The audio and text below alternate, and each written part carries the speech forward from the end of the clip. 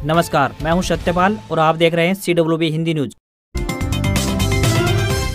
शक संवत 1945 विक्रम संवत 2080 आज कार्तिक मास के शुक्ल पक्ष की चतुर्दशी तिथि और दिन रविवार है। तदनुसार अंग्रेजी तारीख 26 नवंबर सन 2023। सबसे पहले आज के मुख्य समाचार। पूर्व फौजियों ने शंभू बॉर्डर पर रेलवे ट्रैक को किया जाम। वन रैंक वन पेंशन पर दिल्ली में हो रही रैली में जाने से पुलिस ने रोका। पूर्व सैनिकों के प्रदर्शन से 94 ट्रेनें प्रभावित। हरियाणा, पंजाब, दिल्ली, यूपी के यात्रियों की बढ़ी परेशानी। अमृतसर दिल्ली शताब्दी एक्सप्रेस वाया चंडीगढ़ भेजी गई। पूर्व सीएम भूपेंद्र सिंह हुड्डा की 2 महीने ताबड़तोड़ रैलियां। कांग्रेस ने जारी किया शेड्यूल। 3 दिसंबर को इसराना से होगी शुरुआत। 2024 चुनाव पर फोकस। हरियाणा एसएससी ने दी 9 ग्रुपों की लिखित परीक्षा करवाने के लिए अर्जी। 28 नवंबर को होगी अर्जी पर सुनवाई। दक्षिण हरियाणा के रेवाड़ी में नए बस स्टैंड का रास्ता हुआ साफ। 10 साल से कोर्ट में था मामला, बनेगा 5 स्टार मॉडल। हरियाणा के नगर निकाय में हड़ताल पर बड़ा फैसला। नो वर्क नो पे सिद्धांत हुआ लागू। वेतन देने पर अधिकारी के खिलाफ होगी कार्रवाई। चंडीगढ़ बॉर्डर पर ही किसानों को रोकने की तैयारी। बैरिकेडिंग लगाकर शहर में घुसने से रोकेगी पुलिस। पब्लिक के लिए एडवाइजरी हुई जारी। कैथल के राजौद में 29 करोड़ से बनेगा कॉलेज। मंत्री कमलेश ढांडा बोली, भवन निर्माण को प्रशासकीय मंजूरी मिली, अभी स्कूल में हो रही है पढ़ाई। हरियाणा में 40,000 बुजुर्गों का पेंशन लेने से इनकार। सरकार के 100 करोड़ रुपए बचे। सीएम खट्टर बोले, इस राशि को सेवा आश्रम के निर्माण में देंगे। राजस्थान में 199 सीटों पर 74% से ज्यादा वोटिंग। पिछले चुनाव का टूटा रिकॉर्ड। 5वें और छठे वेतनमान के केंद्रीय कर्मचारियों का डीए बढ़ा। डीए में 18% तक इजाफा हुआ। दिसंबर से बढ़कर मिलेगी सैलरी। सरकारी नौकरी अपडेट। इंटेलिजेंस ब्यूरो में 995 पदों पर निकली भर्ती। ग्रेजुएट्स को मौका। 1 लाख रुपए से ज्यादा मिलेगी सैलरी। हरियाणा में बेरोजगारी भत्ता योजना के लिए आवेदन हुए शुरू। सरल पोर्टल से करें रजिस्ट्रेशन। 30 नवंबर है आखिरी तारीख। और अब खबरें विस्तार से। हरियाणा में अंत्योदय परिवारों के उत्थान के लिए हरियाणा की मनोहर सरकार कई कल्याणकारी योजनाएं चला रही है और इन्हीं में से एक हाल ही में शुरू की गई हरियाणा अंत्योदय परिवार परिवहन योजना यानी हैप्पी है। इस योजना के अंतर्गत अंत्योदय परिवारों के सदस्यों को रोडवेज बस में निःशुल्क यानी कि फ्री में सफर का लाभ मिलेगा। इसके तहत अंत्योदय परिवारों को हर साल 1000 किलोमीटर तक की मुफ्त यात्रा का लाभ दिया जाएगा। यह योजना अंत्योदय परिवारों को सामाजिक और आर्थिक रूप से सशक्त और आत्मनिर्भर बनाने की दिशा में एक महत्वपूर्ण कदम साबित हो सकेगा। इस योजना के तहत उन अंत्योदय परिवारों को लाभ मिलेगा जिन परिवारों में 3 से ज्यादा सदस्य हैं और उनकी पारिवारिक वार्षिक इनकम 1 लाख रुपए से कम होगी। वहीं अंत्योदय परिवार के प्रत्येक सदस्य को हर साल 1000 किलोमीटर तक का फ्री यात्रा का लाभ दिया जाएगा। आवेदनकर्ता हरियाणा का मूल निवासी होना चाहिए। हरियाणा में 2024 में होने वाले लोकसभा और विधानसभा चुनाव को लेकर कांग्रेस पार्टी एक्टिव मोड में आ गई है। पार्टी के वरिष्ठ नेता और पूर्व सीएम भूपेंद्र सिंह हुड्डा सहित कई अन्य बड़े चेहरे अगले 2 महीने मैदान में दिखाई देंगे। इसके लिए हरियाणा कांग्रेस की कमेटी की ओर से रैलियों को लेकर संशोधित शेड्यूल तैयार कर लिया गया है। 3 दिसंबर को इसराना में पार्टी की तरफ से अगले जन आक्रोश रैली की जाएगी। इसके बाद 17 तारीख को झज्जर में रैली होगी। 24 दिसंबर को सिरसा में किसान मजदूर जन आक्रोश रैली रखी गई है। वहीं 25 को सफीदो, 31 दिसंबर को होडल और 7 जनवरी को लाडवा में जन आक्रोश रैली का अगला पड़ाव होगा। इन रैलियों में पूर्व सीएम भूपेंद्र सिंह हुड्डा, प्रदेश अध्यक्ष चौधरी उदय भान, राज्यसभा सांसद दीपेंद्र सिंह हुड्डा समेत कई वरिष्ठ व तमाम स्थानीय नेता इन कार्यक्रमों में हिस्सा लेंगे। अपने लिए नौकरी ढूंढ रहे युवाओं के लिए एक बड़ी खुशखबरी सामने आ रही है। आपको बता दें कि रेवाड़ी सैनिक स्कूल की तरफ से विभिन्न पदों पर भर्ती के लिए आवेदन मांगे गए हैं। जो भी उम्मीदवार इन पदों के लिए इच्छुक हैं, वो अपने आवेदन ऑफलाइन माध्यम से भेज सकते हैं। आपको बता दें कि ये भर्तियां कॉन्ट्रैक्ट आधार पर 1 साल के लिए जारी की जाएंगी। जो भी उम्मीदवार इन पदों के लिए इच्छुक है वह भारतीय डाक के माध्यम से अपने आवेदन भेज सकते हैं। आवेदन करने की अंतिम तारीख 15 दिसंबर 2023 है। नर्सिंग सिस्टर महिला, टीजीटी सोशल स्टडीज व टीजीटी इंग्लिश उम्मीदवार अप्लाई कर सकते हैं। नर्सिंग सिस्टर के लिए न्यूनतम आयु 18 वर्ष, अधिकतम आयु 50 वर्ष निर्धारित की गई है। तो टीजीटी सामाजिक विज्ञान व टीजीटी अंग्रेजी विषय के लिए 21 वर्ष व 35 वर्ष अधिकतम उम्र सीमा तय की गई है। वन रैंक वन पेंशन को लेकर दिल्ली में हो रही रैली में पंजाब से आ रहे पूर्व फौजियों को शंभू बॉर्डर पर ही पुलिस ने रोक दिया, जिसके बाद गुस्साए पूर्व फौजियों ने ट्रेन की पटरी पर ही धरना लगा दिया। ट्रैक पर धरने की वजह से ट्रेन रूट प्रभावित हो गया। पंजाब से बड़ी संख्या में पूर्व फौजी वाहनों पर सवार होकर दिल्ली के लिए निकले थे, लेकिन शनिवार सुबह ही उन्हें शंभू बॉर्डर पर रोक लिया गया। वन रैंक वन पेंशन के अलावा अन्य मांगों को लेकर ये सभी रिटायर फौजी दिल्ली की तरफ आ रहे थे।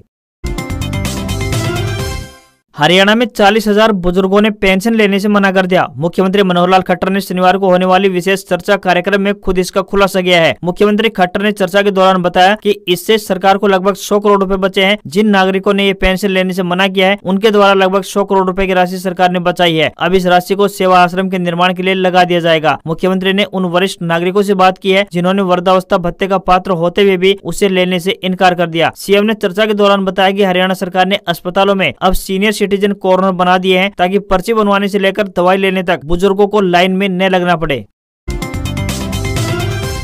हरियाणा से किसान ट्रैक्टर ट्रॉलियों पर सवार होकर राजभवन की ओर कूच कर गए हैं। यह केवल हरियाणा में ही नहीं बल्कि अन्य प्रदेशों में भी किसानों के द्वारा राजधानियों में पड़ाव डालने का कार्यक्रम है, जिसको प्रभावी बनाने के लिए 14 किसान संगठनों, 5 ट्रेड यूनियनों व 2 कर्मचारी संगठनों ने अपनी ताकत झोंक रखी है। उम्मीद लगाई जा रही है कि पंचकुला में 3 दिन तक प्रदेश के हजारों किसान पड़ाव डालेंगे। साथ ही यहाँ से एक बड़े आंदोलन की घोषणा भी की जा सकती है। इससे पहले 3 कृषि कानूनों को लेकर किसानों ने ट्रैक्टर ट्रॉलियों को लेकर दिल्ली की तरफ कूच किया था। किसान पहले से ही अब मन बनाकर जा रहे हैं कि अगर जरूरत पड़ती है तो वे 3 दिन के पड़ाव को और भी आगे बढ़ा सकें। प्रदेश के विभिन्न जिलों से ट्रैक्टर ट्रॉली व अन्य वाहनों में सवार होकर हजारों किसान पंचकुला पहुंचेंगे। पंचकुला से दूर के जिलों से आने वाले किसान शनिवार को ही रवाना हुए, लेकिन नजदीक के किसान आज यानी रविवार को सुबह चलेंगे। किसानों की मांग है कि बाढ़ और सूखे से बर्बाद धान की फसल का मुआवजा अभी तक किसानों को नहीं दिया गया है। इसी तरह ओलावृष्टि से खराब हुई गेहूं की फसल के मुआवजे को लेकर भी वितरित नहीं किया गया है। फसल बर्बादी की स्थिति में किसान हर साल कर्ज के जंजाल में फंसता जा रहा है। किसानों का लंबित बीमा क्लेम भी बकाया है, जिसे कंपनियां देने से मनमानी कर रही है। किसान सभा ने जल्द ही फसल खराबी का मुआवजा और बीमा क्लेम जारी करने की मांग रखी है।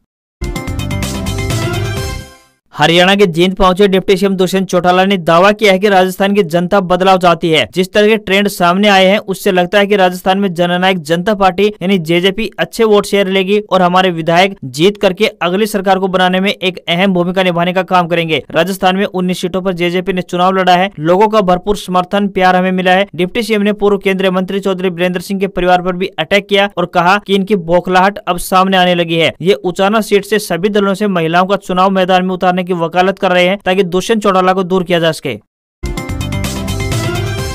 हरियाणा सरकार ने नगर निकाय में चल रही हड़ताल को लेकर एक बड़ा फैसला किया है। शहरी स्थानीय निकाय विभाग की ओर से जारी ऑर्डर में नगर निगमों, नगर परिषदों और नगर पालिकाओं में नो वर्क नो पे का सिद्धांत लागू कर दिया है, जिसमें ड्यूटी से अनुपस्थित या फिर हड़ताल पर रहने वाले कर्मचारियों को वेतन का भुगतान नहीं किया जाएगा। सरकार के संज्ञान में आया है कि ड्यूटी से अनुपस्थित या फिर हड़ताल पर रहने वाले कर्मचारियों को वेतन दिया जाता है, लेकिन अब ऐसा नहीं किया जाएगा। सभी अधिकारी यह सुनिश्चित करेंगे कि नो वर्क नो पे के सिद्धांत का पालन किया जाए। आदेश में आगे बताया गया है कि अगर हड़ताल अवधि के दौरान वेतन का भुगतान किया गया तो संबंधित अधिकारियों के खिलाफ अनुशासनात्मक कार्रवाई भी की जाएगी। हड़ताली सफाई कर्मचारियों ने कहा कि वे अपने आंदोलन को रोकने के लिए निगम द्वारा दी जा रही कार्रवाई से डरने वाले नहीं है। नो वर्क नो पे के नोटिस और अन्य धमकियां काम नहीं करेंगी, क्योंकि हम न्याय और अपने अधिकारों के लिए लड़ाई लड़ रहे हैं।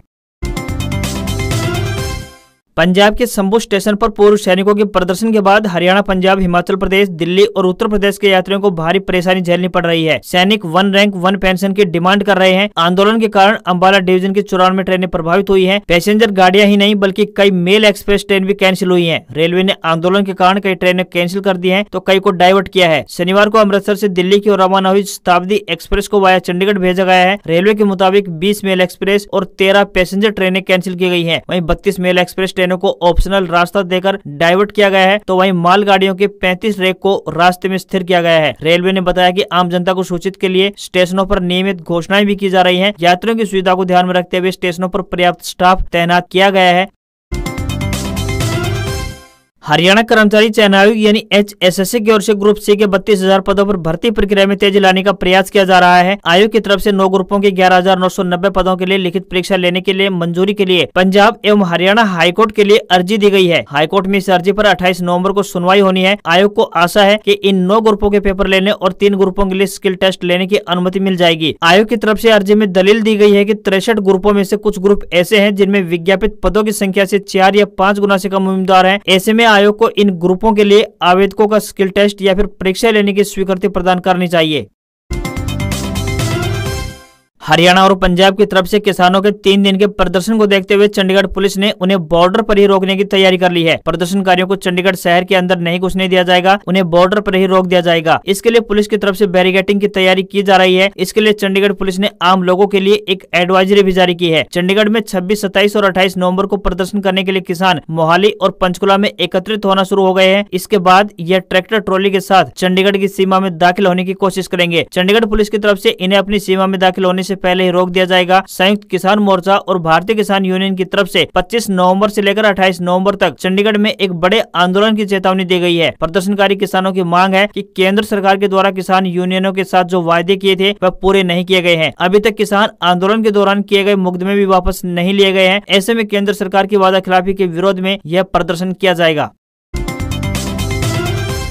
राजस्थान की 199 विधानसभा सीटों पर रिकॉर्ड 74.96% वोटिंग हुई है। ये आंकड़ा पिछले चुनाव से ज्यादा है। 2018 के चुनाव में 74.06% वोटिंग हुई थी। इस चुनाव में सबसे ज्यादा वोटिंग 82.32% जैसलमेर जिले में हुई है। सबसे कम वोट 65.12% पाली जिले में पड़े। कम वोटिंग वाले जिलों में सिरोही, करौली और जालोर जिला शामिल है। जैसलमेर जिले की पोखरण सीट पर सबसे ज्यादा यानी 87.79% वोटिंग हुई है। पाली जिले की मारवाड़ जंक्शन सीट पर सबसे कम यानी कि 60.10% वोट पड़े हैं। मुख्य निर्वाचन अधिकारी राजस्थान के अनुसार फाइनल आंकड़ा रविवार यानी आज आने की संभावना है। इसमें बदलाव होने की भी संभावना बनी हुई है। इससे पहले शनिवार को प्रदेश में कई विधानसभा सीटों पर झड़प और बवाल भी हुआ। बूथ कैप्चर करने के बीच मतदान संपन्न हो गया। प्रदेश की सभी 199 सीटों पर चुनाव लड़ रहे 1863 प्रत्याशियों की किस्मत ईवीएम में कैद हो गई है। सुबह 7 बजे शुरू हुई वोटिंग शाम 6 बजे थम गई।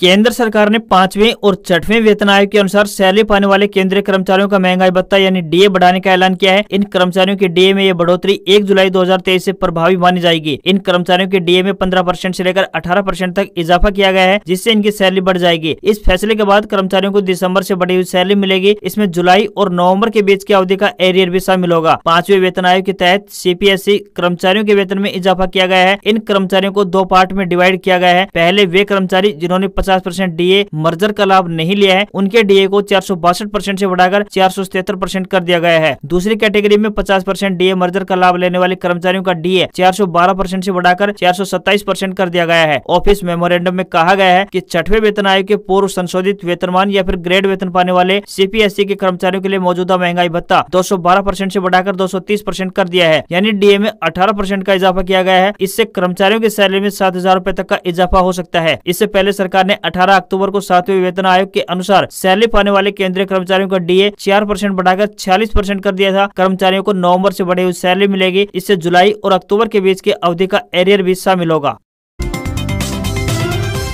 भारतीय नौसेना ने ट्रेड अप्रेंटिस पदों पर भर्ती के लिए एक नोटिफिकेशन जारी किया है। जो उम्मीदवार इस भर्ती के लिए रजिस्ट्रेशन करना चाहते हैं वे ऑफिशियल वेबसाइट apprenticeship.gov.in पर अप्लाई कर सकते हैं। सिलेक्ट कैंडिडेट की पोस्टिंग नवल डॉकयार्ड विशाखापट्टनम में की जाएगी। 10वीं पास उम्मीदवार इसके लिए अप्लाई कर सकते हैं। संबंधित स्ट्रीम में ITI की डिग्री भी होनी चाहिए। न्यूनतम उम्र सीमा 14 वर्ष तय की गई है। हालांकि सरकारी नियमों के अनुसार आरक्षित वर्ग के उम्मीदवारों को आयु सीमा में छूट दी गई है। स्टाइपेंड की बात करें तो 7,700 रूपए से लेकर 8,050 रूपए दिया जाएगा। वहीं दूसरी तरफ एक अन्य वैकेंसी की बात करें तो गृह मंत्रालय के अंतर्गत आने वाली एजेंसी इंटेलिजेंस ब्यूरो में असिस्टेंट सेंट्रल इंटेलिजेंस ऑफिसर यानी ACIO ग्रेड 2 एग्जीक्यूटिव पद पर वैकेंसी निकली है। उम्मीदवार ऑफिशियल वेबसाइट www.mha.gov.in पर जाकर अप्लाई कर सकते हैं। आयु सीमा 18 वर्ष से लेकर 27 वर्ष निर्धारित की गई है। उम्मीदवारों के पास किसी भी मान्यता प्राप्त विश्वविद्यालय से ग्रेजुएशन की डिग्री होनी चाहिए। सिलेक्ट हुए कैंडिडेट्स को 44,900 रूपए से लेकर 1,42,400 रूपए प्रति माह सैलरी दी जाएगी।